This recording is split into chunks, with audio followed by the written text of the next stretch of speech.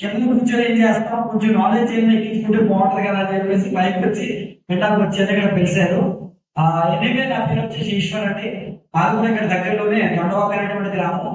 నేను పెద్దగా ఏం చదువుకోలేదు, 10th క్లాస్ చదువుకున్నాను. ఊళ్ళో 10th క్లాస్ చదువుకొని ఊళ్ళో ఖాళీగా ఉండడం ఎందుకని చెప్పేసి, మరి వ్యవసాయం పనులు చేయలేం కదా, పొట్టిగా ఉండమని చెప్పేసి ఏదో పని చేసుకుందామని సిటీకి వెళ్ళాను. అందువల్ల సిటీలో ఏ ఉద్యోగం దొరకలేదు 10th క్లాస్ మీద. చివరికి చెప్పుకోవడానికి సిగ్గుపడ్డా, ఎందుకంటే ఈరోజు ఆల్రెడీ సిగ్గుపడాల్సిన అవసరం లేదు. సెక్యూరిటీ జాబ్ ఏదైనా జాబ్ పోలేదండి, ఎందుకంటే ఆయన చెప్పుకోని చెప్పేసి. మరి అటువంటి పొజిషన్లో బ్రతకాలి తినాలి కాబట్టి ఏదో పని చేయాలి కదా.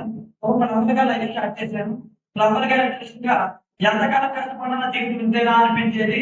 అటువంటి సమయంలో నేను చేసే పనిలో ఏదైతే ఇన్కమ్ వస్తుందో దాంతో పాటు ఎక్స్ట్రా ఇన్కమ్ ఏదైనా సైడ్గా వస్తే బాగుంటది, పార్ట్ టైం ఇన్కమ్ చేద్దామని చెప్పేసి. ఎందుకంటే ఇన్కమ్ సరిపోవట్లేదు కాబట్టి పొద్దున